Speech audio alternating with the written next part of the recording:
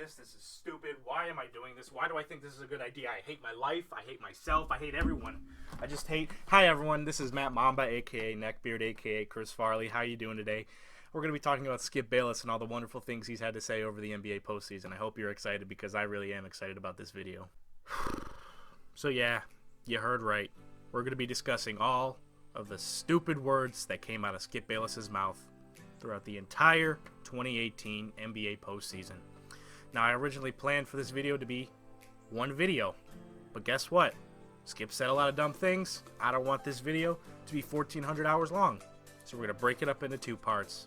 First part, this video right here, is going to be discussing the first two rounds of the playoffs. Part 2, Conference Finals, NBA Finals. That makes sense? Cool. Let's get into all the dumb things Skip Bayless has said.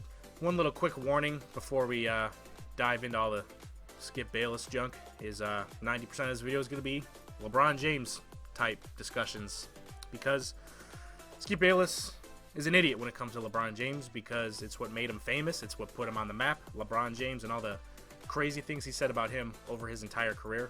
So he continues to keep that charade up to keep his popularity up. And, you know, when it comes to everyone else but LeBron James, he actually isn't the worst person to talk about basketball with, because he actually does know a little bit, and he does know his stuff. But once LeBron James is brought up, we can just freaking throw all that out of the window, because he's completely idiotic, and I think I just broke everything I just threw, so now I'm really sad. Oh god, I'm gonna regret this, but let's just get started with his NBA Finals predictions. How could he mess this up? Warriors and Cavs the last 3 years, and now this year. How did he mess that up? Allow me to start with the West, because it is the best. Wow, that might actually be a new record for Skip Bayless. 2 seconds into this video, and he's already thrown a jab at LeBron James for no freaking reason. Congratulations, Skip. Russell Westbrook is going to rise above and take over the entire Western Conference playoffs. I believe this is his year. I believe this is Russ's revenge on his former co-star Kevin Durant.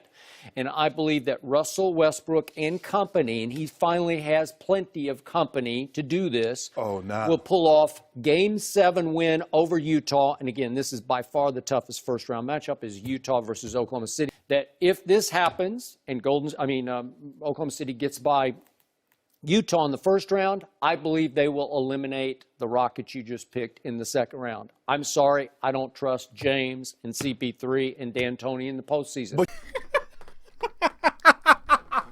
Oh, the Thunder. You picked the Thunder over the Warriors and the Rockets? Well, you were right about one thing, Skip. The Jazz were definitely going to be a tough obstacle for the Thunder to overcome, because they couldn't. They lost in 6 in the first round, Skip. Your Western Conference champions couldn't even take down a team led by a rookie. And let me get this straight. You don't trust James Harden and Chris Paul in the playoffs, but you trust Carmelo Anthony and Paul George in the playoffs? You deserve that. You're stupid! I know I'm going to regret saying this, but let's get into who he thinks will win the East. I mean, how can he mess this up? Literally, LeBron James has led a team to the NBA Finals how many years in a row? I was a middle schooler the last time LeBron James wasn't in the NBA Finals. How could he pick against LeBron James? I don't care how much you hate LeBron James. You know he's going to go to the Finals. Skip, please tell me you picked LeBron. Please tell me you picked LeBron. Please tell me you picked LeBron. Roll the clip. On the other side of the bracket, I think we're overlooking the Philadelphia 76ers.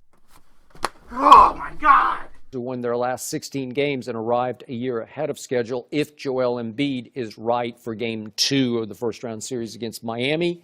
And I think he will be, and I think they're going to be too much with home court advantage over LeBron and company in the Eastern Finals. I just think they're better than the Cavaliers. Yeah. Notice how he says this young Philadelphia 76ers team with no experience in the playoffs is already better than the Cleveland Cavaliers led by LeBron James.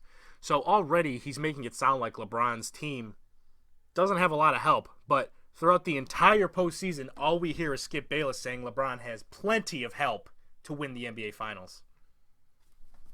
You're not adding up, Skip. It's the #1 defensive team in basketball, the Sixers, versus the number 29 He's already beat the #1 team in the finals. Really? He did that to the Spurs. He beat another #1 team. You realize they're the 29th defensive team in basketball? And they have risen all the way to #2 in three-point shooting.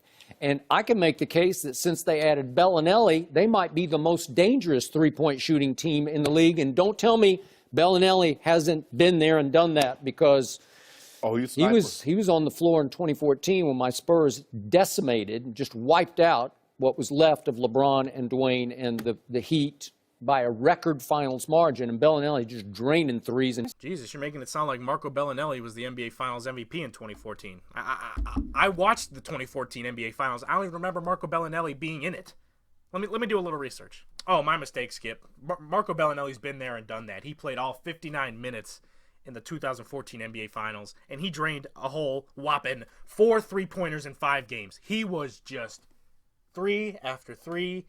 I don't know how LeBron James is still in the league after what Marco Bellinelli did to him in the 2014 NBA Finals. I mean, he just ended that man's career. I need to apologize to yet another city, because I've been saying all year that the Eastern Conference is going to be a cakewalk for LeBron and company. And I didn't see the Pacers coming, but all of a sudden they won 7 of their last 10 very quietly. Nobody was watching. How many we win of our last 10? I don't. 8. Okay, good for you. Way to go. Yeah. All right, so this is actually one of the rare times where I'm actually going to give Skip Bayless a little props, because he actually kind of hit this one on the head. The Indiana Pacers versus the Cleveland Cavaliers series. I, along with most of America, thought Cavs cakewalk over the Pacers. I mean, he's been owning the Pacers, but Skip actually said this is actually going to be a tight series and then it'll go 7 games, and he was right. I mean, it did go 7 games, and the Pacers came really close to upsetting LeBron and the Cavs in the first round. So, you know, I got to give Skip a little credit. So you saying if LeBron, when LeBron James take this team apart, are you going to say the East is still a cakewalk? Nope. Okay, that's all. Because in a little while we're going to talk about that budding monster on the eastern seaboard in the city of Philadelphia. There's only one. Well, that clip didn't age well, because after the Raptors were swept by the Cavaliers, Skip Bayless said how much of a break that the Cavs had because the Boston Celtics were playing the Cavaliers in the Eastern Conference Finals instead of the 76ers. I'm sorry, is it LeBron James' fault that the process in the 76ers couldn't show up? Again, I look at Oladipo, I look at a Bogdanovich. You're going to hear his name in your dreams. He's going to be in your nightmares because he's a 40% three-point shooter. Yeah, you heard that right. Remember Bogdanovich having that one pretty big game in the Pacers versus Cavs series? So he was actually kind of right about that, too. I'm sorry, I'm throwing up. I haven't been this nice to Skip Bayless. Excuse me for a second. If Indiana goes in there and steals game 1 like they should have last year, this is going to be a long, hard Eastern Conference non-cakewalk. You know, all records are made to be broken, and LeBron is 12-0 in first-round series, and I don't want to see him go so soon. I love the guy. Okay, there was no way I heard that right. Can we play back that last clip? I love the guy. You love LeBron? That scares me, because I would be terrified to know how you treat people that you actually hate if you love LeBron and that's how you treat him. That's scary. I said, if Indiana wins game 1, I will then bet you that Indiana will win the series. And so after they won handily game 1, this is by 18. This wasn't like some, underdog fluke deal where they just made a bunch of crazy threes and you said, oh, that ain't going to last. So I slept on it last night. I woke up this morning and I thought, I don't really want to bet against LeBron in the first round, because the truth is, I don't want him to go away. Yeah. I completely agree. I don't think you would want LeBron James to go away either, because the second LeBron James isn't talked about, no one cares about you, Skip. All right, we got to take a break from all this LeBron talk. I mean, let's just get into what he has to say about the Philadelphia Sixers taking on the Miami Heat. Maybe we need a LeBron break. Can we do that for a second, guys? So that lineup is off 7 for 36. So if they had hit them at their normal rate, they probably would. Like so wait, are we saying that one client of Clutch Sports, Ben Simmons, needs more help, just like LeBron needs more help? Is that where we're going with this? He just needs more help. Don't do that.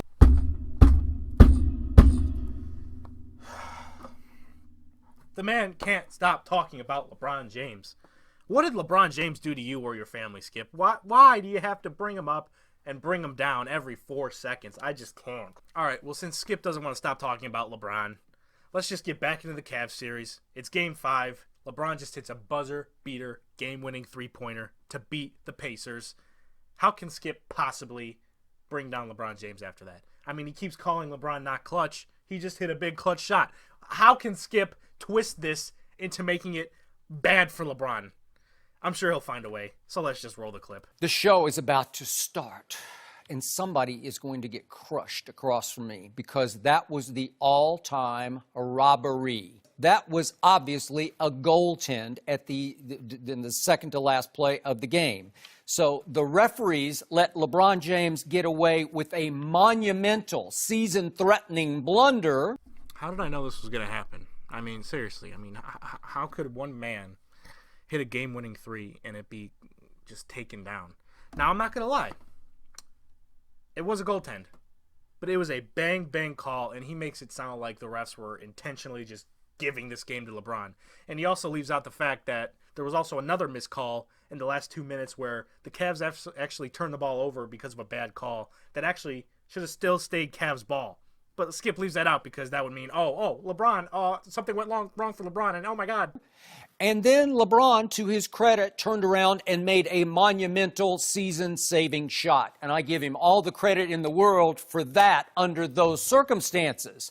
But I immediately tweeted, you can look at my timeline, that sure looked like a goaltend to me. I don't want to toot my own horn here, but I'm a hero because I actually did go through Skip Bayless' timeline so none of you guys had to.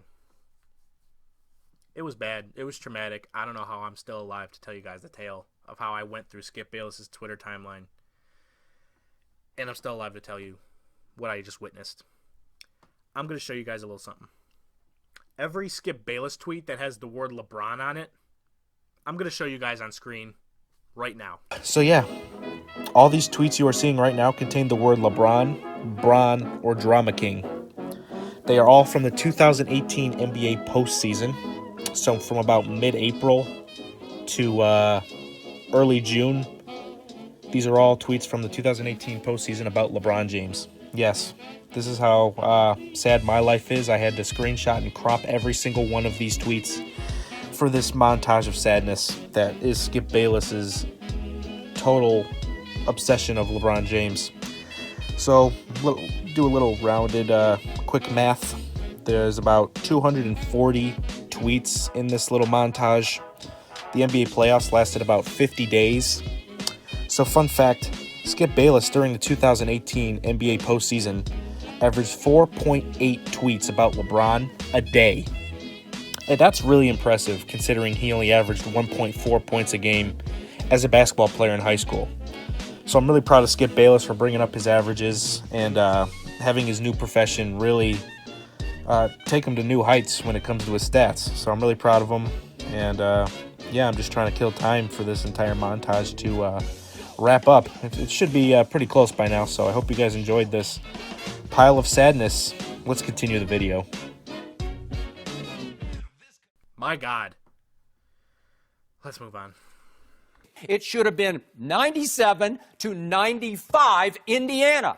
But three referees are standing right there, and they do not have the guts to blow their whistles because they're not going to do that to the king in his house. The way he's talking, you would think it was an obvious, blatant goaltend. Can we actually see the clip?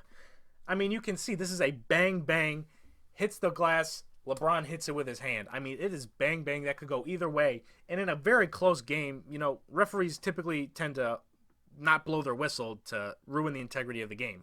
If it's 97-95, everything changes. The whole dynamic of the last situation changes because all of a sudden, LeBron can't shoot what he shoots best, which is a carefree, low-pressure, just let it fly kind of a shot.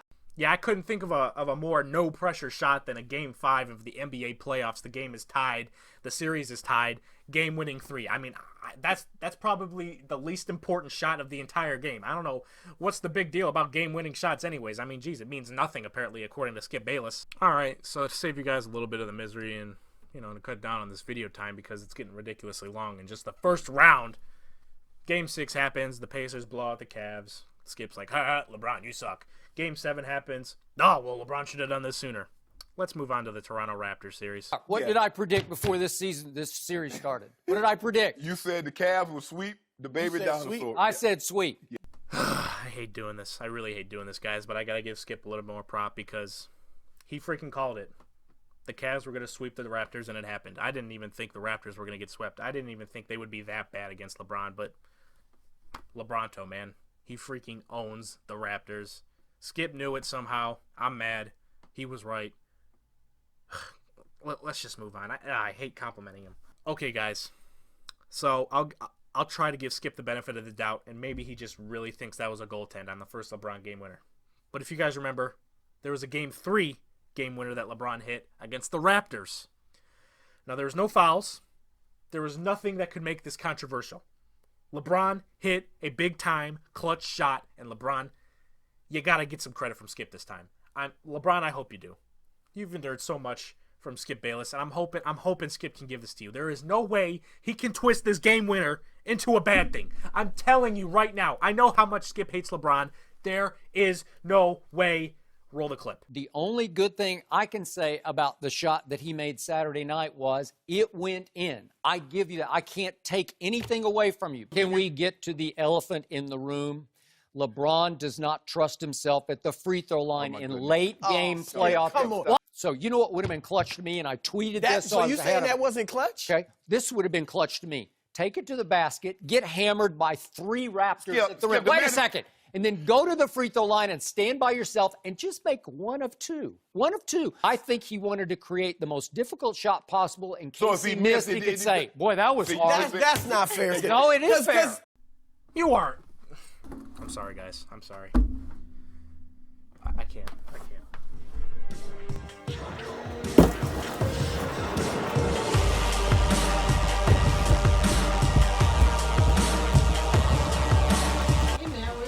I'm going to drown myself because I can't take Skip Bayless anymore.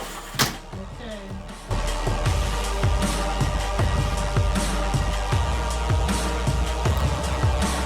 You see what you make me do, Skip?